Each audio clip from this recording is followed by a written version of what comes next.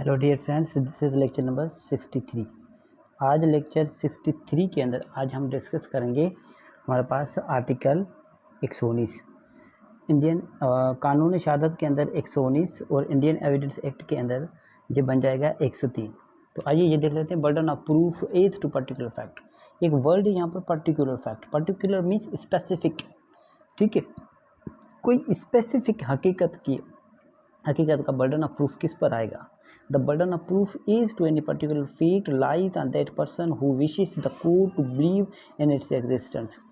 कोई भी particular fact का जो बर्डन ऑफ प्रूफ जो है उस शख्स पर आएगा जो कोर्ट को कहे, कोर्ट से अपनी ख्वाहिश दिखाए कि कोर्ट इस बात पर एतमाद करे, इस बात पर भरोसा करे कि ये फैक्ट जो है एग्जिस्ट करते हैं, मतलब ये हकीकत जो है मौजूद अपना वजूद रखती है।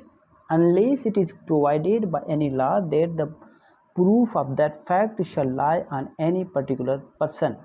जब तक किसी कानून के अंदर ये ख़ास तौर पर बताया ना गया हो कि इस किस्म का बर्डन ऑफ प्रूफ किसी पर्टिकुलर पर्सन पर ही आएगा। आदि बस मुझे इसके इलस्ट्रेशन हम देख लेते हैं। इसके इलस्ट्रेशन हमारे पास दो इलस्ट्रेशन हैं। दो इलस्ट्रेशन के अंदर फर्स्ट जो इलस्ट्रेशन है इसके अंदर कहता है A prosecutes B for theft and wishes the court to believe that B admitted the fact theft to C A must prove the admission. अब यहाँ पर क्या बात है, ए ने बी पर केस किया, ठीक है, कोई हमारे पास क्रिमिनल केस चलाया कि बी ने चोरी की है, ठीक है, और कोर्ट में आकर ए क्या कहता है, कोर्ट में आकर ए कहता है कि बी ने सी के पास ये बात एडमिट की है कि बी ने जो है वो चोरी की है, ठीक है। तो अब ए को ये बात साबित करनी है कि बी ने सी के पास एडमिशन की है, ठीक है। ये बर्डन ऑफ प्रूफ किस पर आएगा? ये बर्डन ऑफ प्रूफ जो आएगा ए पर आएगा। किस पर आएगा? ए पर आएगा। ए मस्ट प्रूव द एडमिशन। अब ऐसी एडमिशन का जो बर्डन ऑफ प्रूफ जो है ना वो किस पर आएगा? जो है ए पर आएगा कि बी ने सी के पास ऐसी एडमिशन की है। यहाँ तक बात क्लियर है। उसके बाद चले जाते हैं इलस्ट्रेशन बी पर। इलस्ट्रेशन बी क्या बात करता है? B wishes the court to believe that at the time in question he was elsewhere he must prove it. अब कोई केस होता है, ए जो है बी पर कोई केस करता है, ठीक है, तो फिर बी कोर्ट में कहता है जब ये मुझ पर इल्ज़ाम लगाया गया, जब ये कोर्ट को जो है कोई ऐसी बात है उस वक्त जो ये हमारे पास वाक़या दिखाया गया, इंसिडेंट दिखाया गया, अक्यूरेंस उस वक्त में कहीं और था। फॉर एग्जांपल ए ने बी पर केस किया है कि बी ने हैदराबाद में कोई मर्डर किया है, ठीक है, ये हैदराबाद है, मगर बी कहता है नहीं मैं तो यहाँ था कराची में, ठीक है। तो अब ये बर्डन ऑफ प्रूफ किस पर आ जाएगा? एल्सवेयर साबित करने का। मीन्स आर्टिकल 24 के अंदर जो है ना प्ली ऑफ अलीबी, ठीक है, उसको साबित करने के लिए उसको साबित करने का बर्डन ऑफ प्रूफ किस पर जो है शिफ्ट हो जाएगा? ये शिफ्ट हो जाएगा बी पर। यहाँ तक बात की है, बहुत सिंपल है, ठीक है। उसके बाद हम चले जाते हैं आर्टिकल 120। आर्टिकल 120 बात करता है burden of proving fact to be proved to make evidence admissible. मतलब ऐसा बर्डन ऑफ प्रूफ, ऐसी हकीकतों को साबित करने का बोझ जो है ना, ठीक है, वो जो है साबित करने का बोझ जो है हमारे पास उस शख्स पर आएगा, ठीक है, जो कोर्ट में आता है। मतलब किसी भी हमारे पास कोई एविडेंस ऐसी है उसको एडमिसिबल काबिल कबूल करवाने का जो हमारे पास वज़न है वो किस पार्टी पर आएगा? Burden of proving fact to be proved, ठीक है, किसी भी हकीकत को साबित करने के लिए, ठीक है, टू मेक एविडेंस एडमिसिबल, ठीक है, मतलब किसी हकीकत को साबित करने का जो वज़न है, ठीक है ना, वो किस पार्टी पर आएगा कि उस जो है हकीकत को साबित करने से गवाही जो है काबिल कबूल होगी। The burden of proving any fact necessary to be proved in order to enable any person to give evidence of any other fact is on the person who wishes to give such evidence. मतलब कोई भी शख्स ऐसी evidence देना चाहता है ना, तो फिर ये ज़रूरी है कि उसको ये चीज़ साबित करनी है कि वो शख्स जो है वो गवाही देने के काबिल है, तो फिर ऐसे जो ये जो साबित जो कर रहा है ना, वो साबित करने का बोझ किस पर आएगा? उस शख्स पर आएगा जो गवाही देना चाह रहा है, ठीक है, जिसकी ख्वाहिश है कि इस पर गवाही दी जाए कि ये जो गवाही दी जा रही है ये एडमिसिबल है, ठीक है। तो फिर वो बर्डन ऑफ प्रूफ उन पर ही शिफ्ट होगा। इसके इलस्ट्रेशन 2 हैं, वो भी हम वन बाय वन देख लेते हैं। इलस्ट्रेशन ए बात करता है, A wishes to prove a dying declaration by B, A must prove B's death. अब यहाँ पर इलस्ट्रेशन क्या है? ए कहता है, ठीक है, A wishes to prove a dying declaration by B. A court में आता है और कहता है कि बी मरते वक्त ये बात कह कर गया था। अब ये बात है, इन्होंने कोर्ट में कहा है कि ये बात बी मरते वक्त कह कर गया है। अब मरते वक्त कह के मतलब डाइंग डिक्लेरेशन के अंदर किसी शख्स जिसकी आप डाइंग डिक्लेरेशन दिखा रहे हैं उसकी डेथ होना ज़रूरी है। तो फिर बी की डाइंग डिक्लेरेशन ए दिखा रहा है, तो बी की मौत कौन साबित करेगा कि इसकी डेथ हो चुकी है? वो साबित करेगा ए, ठीक है। ए मस्ट प्रूव बीज डेथ, ए को ये साबित करना है कि बी जो है मर चुका है। अब इलस्ट्रेशन बी पर चले जाते हैं हम। इलस्ट्रेशन बी पर चले जाते हैं। आपने ये देखा डाइंग डिक्लेरेशन के अंदर डेथ जो है, डेथ ऑफ बी किसको साबित करनी है? ए को साबित करनी है। अब बी इलस्ट्रेशन बी देख लेते हैं। इलस्ट्रेशन बी देख लेते हैं। A wishes to prove by secondary evidence the contents of a lost documents, A must prove that the documents has been lost.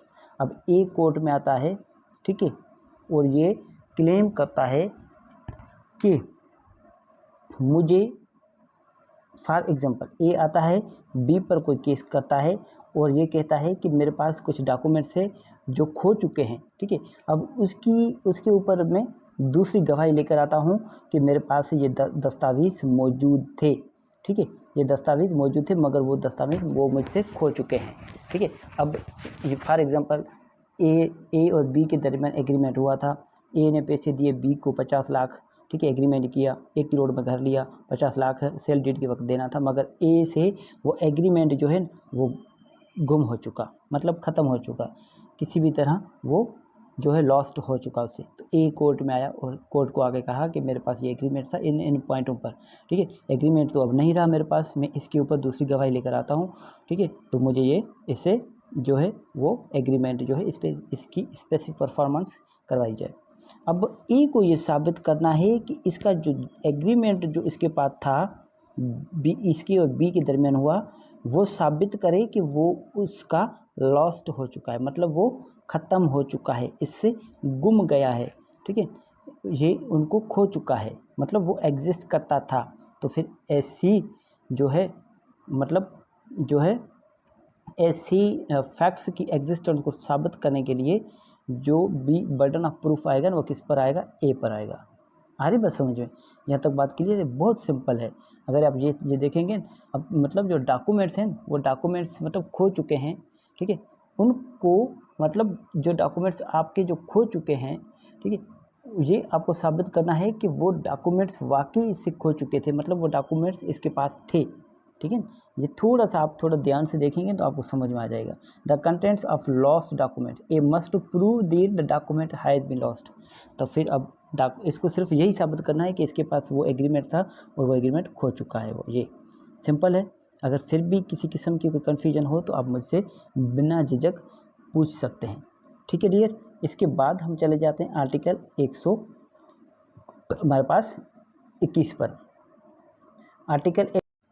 Article जो 121 है, ठीक है, आर्टिकल 121 बात करता है burden of proving that case of accused comes with in exceptions, कि कोई शख्स कोर्ट में आके कहता है कि ये मुझ पर केस तो बनता है पर मेरा केस जो है वो रियायत में आ जाता है, एक्सेप्शंस में आ जाता है, मतलब जनरल एक्सेप्शंस दी गई हैं उसके अंदर आ जाता है। When a person is accused of any offence the burden of proving the existence of circumstances bringing the case within any of the general exceptions in the Pakistan Penal Code or within any special exceptions or proviso contained in any other part of the same code or in any law defining the offence is upon him, and the code shall presume the absence of such circumstances. अब यहाँ पर बात यह है कि अगर कोई शख्स जुर्म करता है, ठीक है, अगर कोई जुर्म करता है, अगर वो जुर्म जो है इसकी नेक नियति से हुआ हो या फिर उसका वो जो है गलती से हुआ हो, ठीक है, तो उसकी कानून में एक गुंजाइश मौजूद है, माफ़ी मौजूद है, रियायत मौजूद है, ठीक है। अगर किसी शख्स पर कोई केस बनता है तो फिर वो कहता है कि नहीं, ये तो मैंने सेल्फ डिफेंस में किया था, या फिर ये तो मैंने गुड फेथ में किया था, किसी और को मैं तो इसको बचा रहा था। और बचाते बचाते फॉर एग्जांपल कोई ए है, ए पर केस आया कि इसने बी का कत्ल किया है, मगर ए कोर्ट में आकर कहता है कि बी को जो है कोई जानवर जो है उस पर अटैक करने वाला था, तो मैंने जानवर को गोली चलाई मगर बी को लग गई। तो फिर ये बातें साबित करने के लिए जो भी हमारे पास प्रूफ जो मांगे जाएंगे वो ए से मांगे जाएंगे, ठीक है। यहाँ तक आगे बात समझिए, यहाँ तक बात क्लियर आई। अब हम इसके जो इलस्ट्रेशन है वो देख लेते हैं। इलस्ट्रेशन ए बात करता है, इसकी बात आपको समझ में आ गई, ठीक है, या फिर इसकी मैं बाय रीडिंग करूँ word by word. When a person is accused of any offense, जब कोई भी शख्स किसी जुर्म का मुजरिम हो, ठीक है, the burden of proving the existence of circumstances, ठीक है, ऐसे हालात जो है ऐसे हालात की मौजूदगी को साबित करने का जो बोझ है, वज़न जो है, ठीक है, वो किस पर आएगा। Bringing the case with in any of the general exception, जो भी जनरल एक्सेप्शन दी गई है पाकिस्तान पेनल कोड के अंदर, या फिर पाकिस्तान पेनल कोड की किसी और शर्त के अंदर स्पेशल कोई शर्त दी गई, या फिर कोई प्रोवियो दिया गया हो, या फिर in any other part of the same code, या फिर इसी पाकिस्तान पेनल कोड के अंदर कहीं भी कुछ भी लिखा गया हो कि इसको रियायत मिल सकती है, ऐसी गुंजाइश मिल सकती है, और in any defining the offence, या फिर कोई भी ऐसा ऑफेंस जो डिफाइन करता हो, कोई भी ऐसा लॉ इज अपॉन हिम, ठीक है, तो फिर वो उस पर आएगा। And the court shell presume the absence of such circumstances, तो फिर कोर्ट जो है ऐसे हालात की गैर मौजूदगी समझ सकती है। यहाँ तक बात क्लियर है, बहुत सिंपल है। इसके इलस्ट्रेशन देख लेते हैं। ए अक्यूज्ड ऑफ मर्डर, ए जो है वो अक्यूज्ड है किसका, मर्डर का, कत्ल का जो है मुजरिम है, ठीक है। alleged that by reason of unsoundness of mind he did not know the nature of the act, मतलब इसको जो है, मतलब इसका दिमाग की तवाज़ुन ठीक नहीं था, मतलब ये पागल था, तो फिर इसके पागलपन की वजह से इसको पता नहीं था कि ये जो काम कर रहा है इसका नतीजा क्या निकलेगा, ठीक है। The burden of proof is on A, तो फिर ऐसी बात को साबित करने का जो बोझ है वो ए पर आएगा। कैसे, मतलब ए ने कत्ल किया है बी का, ठीक है, मगर ए आकर कहता है कोर्ट में, सर मैं तो अनसाउंड था, मैं तो उस वक्त पागल था, मुझे पता ही नहीं था कि मैं जो काम कर रहा हूँ, ठीक है, मैं गोली चला रहा हूँ या फिर जो बी को जिस तरीके से मैं कत्ल कर रहा हूँ, मुझे पता ही नहीं था इसका नतीजा क्या निकलेगा, ठीक है, इसकी नेचर क्या बनेगी, ठीक है। तो फिर ये बात साबित करने के लिए ए को साबित करना पड़ेगा कि ये अनसाउंड था, ठीक है, मतलब इसको वाकई उस वक्त ये समझ नहीं थी कि ये कत्ल कर रहा है, किसी का मर्डर कर रहा है। यहाँ तक बात क्लियर है, बहुत सिंपल है, ठीक है। ए पर आएगा बर्डन ऑफ प्रूफ। अब यहाँ पर इलस्ट्रेशन आ जाती है बी, इलस्ट्रेशन बी देख लेते हैं हम, ठीक है। Illustration B, A accused of murder, ये जो है मर्डर का मुजरिम है। alleged that by grief and sudden provocation he was deprived of the power of self control, the burden of proof is on A।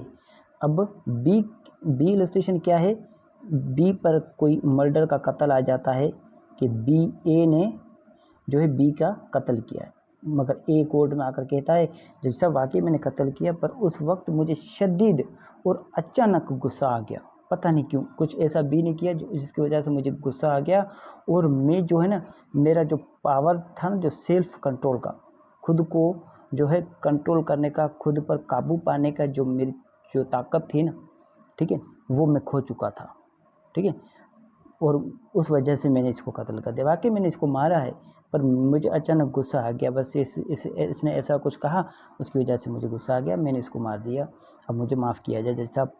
तो ये इस बात को साबित करने का जो वज़न है वो ए पर आएगा, मतलब बर्डन ऑफ प्रूफ ए पर आएगा कि आप साबित करें आपको वाकई ऐसा गुस्सा आ गया था, शदीद गुस्सा, अचानक गुस्सा आ गया था आपको, सडन प्रोवोकेशन, ठीक है। आ रही बात समझ, यहाँ तक बात क्लियर है। मतलब deprived of the power of self control, मतलब ये बात आप साबित करें।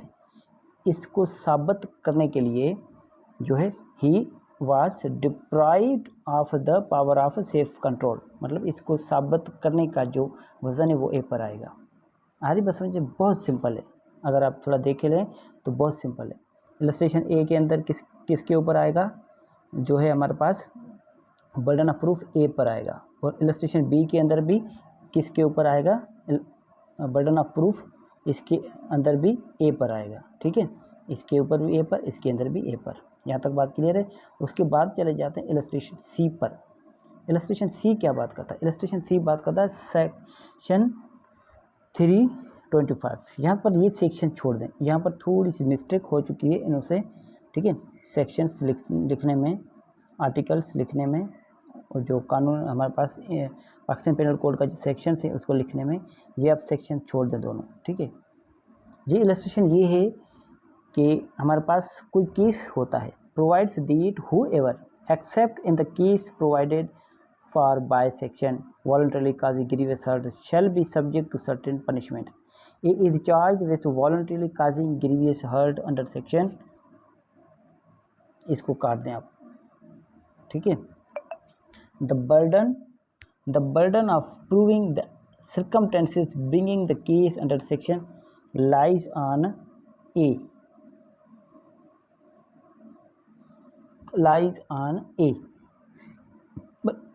मतलब किसी पर्टिकुलर सेक्शन पर कोई किसी पर केस बनता है और वो जो है क्लेम करता है कि नहीं जैसे साहब मेरा जो है मुझे स्पेशल एक्सेप्शन मिल जाती है, ठीक है। जो वॉलंटरी जो ग्रीवियस हर्ट है ना उसका सेक्शन मुझ पर नहीं लगता है, क्योंकि ये बात मुझसे गलती हो गई है या मुझसे भूल हो गई है, हकीकत को समझने में भूल हुई है या फिर कुछ भी, तो फिर वो बर्डन ऑफ प्रूफ जो है ना वो उस शख्स पर आएगा जो शख्स इस बात का क्लेम करता है। यहाँ तक बात क्लियर है, बिल्कुल सिंपल है। अगर फिर भी आपको समझ में बात ना आए तो आप मुझसे पूछ सकते हैं। यहाँ तक बात क्लियर है। इसके बाद हम चले जाते हैं आर्टिकल 122 पर। आर्टिकल 122, ठीक है। अब यहाँ पर थोड़ा सा आप देख लें, हमारे पास इंडियन जो 119 जो है ना उसको अगर इंडियन एविडेंस एक्ट के अंदर देख लें, सेक्शन के अंदर देख लें तो ये बन जाएगा 103। कौन सा बन जाएगा, 103 बन जाएगा, ठीक है। आधी बात समझ में। और 120 जो है ना आर्टिकल ये बन जाएगा 104 सेक्शन, इंडियन एविडेंस एक्ट के अंदर ये बन जाएगा 104 सेक्शन। यहाँ तक बात क्लियर है। और 121 जो है ना ये बन जाएगा कौन सा हमारे पास सेक्शन, ये इंडियन एविडेंस एक्ट के अंदर बन जाएगा 105 सेक्शन। उसके बाद चले जाते हैं आर्टिकल 122 जो है इंडियन एविडेंस एक्ट के अंदर ये सेक्शन बन जाएगा 105, ठीक है, 122। तो आइए हम देख लेते हैं article 122 122, burden of proving fact specially with knowledge. मतलब कोई भी ऐसा बर्डन ऑफ प्रूफ, ठीक है, इस बात का जो बर्डन ऑफ प्रूफ कि ये मेरे नॉलेज में था, तो फिर वो किस के ऊपर आएगा बर्डन ऑफ प्रूफ। अगर कोई कहे कि ये बात मेरे नॉलेज में है, कोई शख्स कहता है, तो फिर इस बात को साबित करने का वज़न किस पर आएगा। When any fact is specially with in the knowledge of any person, जब कोई ऐसी हकीकत किसी शख्स के मतलब नॉलेज में हो, ठीक है, उसको मालूम हो, किसी शख्स को मालूम हो, किसी भी शख्स को, ठीक है, तो फिर the burden of proving that fact is upon him, तो फिर उसको साबित करने का जो वज़न है, जो बर्डन ऑफ प्रूफ है, वो उस शख्स पर ही आएगा। When any fact is specially with in the knowledge of any person, जब कोई हकीकत किसी शख्स के नॉलेज में है तो फिर उसको साबित करने का जो बोझ है ना, जो बर्डन ऑफ प्रूफ है ना, उस पर ही आएगा। यहाँ तक बात क्लियर है, बहुत सिंपल है। इसके इलस्ट्रेशन हम देख लेते हैं। इसके इलस्ट्रेशन 2 हैं। इलस्ट्रेशन ए क्या बात करता है, when a person does an act with some intention other than that which the character and circumstances of the act suggest the burden of proving that intention is upon him. और यहाँ पर बात क्या है, बर्डन ऑफ प्रूफ किस पर आएगा, उस शख्स पर आएगा। किस शख्स पर, हमारे पास जो ये कहता है, क्या कहता है, देख लें एक बार, आप जब भी पढ़ें तो उसको बार बार पढ़ा करें इलस्ट्रेशन, तब जाके आपको समझ में बात आएगी। When a person does an act with some intention, जब कोई भी शख्स किसी इरादे से कोई काम करता है, ठीक है, other than that which the character and circumstances of the act suggest, मतलब जो एक्ट जो किया गया है ना, जो काम किया गया है ना, उसके कैरेक्टर और उस हालात से हटकर, मतलब उस हालात के अलावा इसका इरादा था उसको काम करने का, ठीक है, तो फिर ये बर्डन ऑफ प्रूफ उस पर आएगा जो ऐसी बात करता है। कैसे, फॉर एग्जांपल यहाँ पर कोई ए है, ए का मर्डर हो गया, ठीक है, तो बी का मर्डर हो गया, ए ने मर्डर किया है बी का, ठीक है। अब यहाँ पर सी है, सी आकर कोर्ट में कहता है कि मुझे लगता है या फिर मैं जानता हूँ कि ये जो ए ने बी का मर्डर नहीं किया, क्योंकि ए जो है वो बी को बचा रहा था, तो फिर बचाते हुए बी जो है बी का मर्डर हो गया ए से, ठीक है। तो फिर ऐसे किस्म की नॉलेज जो है इसको साबित करने के लिए जो बर्डन ऑफ प्रूफ आएगा नहीं, वो इस पर आएगा। अरे बस समझिए, या फिर कोई शख्स खुद कहे, अगर किसी शख्स पर मर्डर की चार्ज लगी हो, वो कहे कि नहीं साहब मेरा तो ऐसा इरादा नहीं था इसको मारने का, ठीक है, ये जो एक्ट और हालात का जो नतीजा निकला है, जो सजेशंस आई हैं, ठीक है, जो नतीजा निकला है उस नतीजे से हटकर मेरा इरादा था। फॉर एग्ज़ाम्पल मैं जो है कोई शख्स जो है वो वहाँ से गिर रहा था। फॉर एग्ज़ाम्पल ए और बी के दरमियान केस आता है कि ए ने बी का मर्डर किया है, ठीक है, मगर ए कहता है कि साहब बी जो है वो खुदकशी कर रहा था, ठीक है, वो छलांग लगा रहा था, ठीक है, 5-6 मंजिला इमारत से छलांग लगा रहा था, मैंने इसको धक्का दिया कि वो जाके नीचे ना गिरे, वो किसी सामने वाली मंजिल पर जाके गिरे ताकि कुछ ना कुछ इसका बचाव हो जाए। जैसे ए ने बी को दिखा दिया तो फिर वो जाके पास वाली जो घर है वहाँ पर जाके गिरा और वहाँ उसकी डेथ हो गई, ठीक है। तो ये साबित ए को करना है कि ये वाकई इसको बचाना चाह रहा था, इसका गुड फेथ था। यहाँ तक बात क्लियर है। उसके बाद चले जाते हैं बी इलस्ट्रेशन पर। इलस्ट्रेशन बी क्या बात करता है, इलस्ट्रेशन बी बात करता है A is charge with travelling on railway without a ticket. A पर ये इल्ज़ाम है कि वो जो है वो रेलगाड़ी में बिना टिकट के सफ़र कर रहा था, ठीक है। अब ये the burden of proving that he had a ticket is on him. अब ये कहता है कि नहीं मेरे पास तो टिकट था। अब ये टिकट इसके पास थे तो फिर ये किसको साबित करना है, ये उस शख्स को साबित करना। मतलब ये ए पर इल्ज़ाम है कि ए जो है ना इस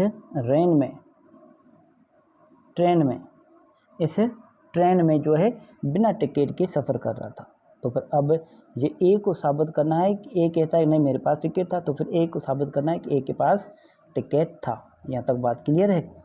अगर यहाँ तक बात क्लियर है तो इसके बाद हम आगे डिस्कस करेंगे। ठीक है dear friends, thank you so much.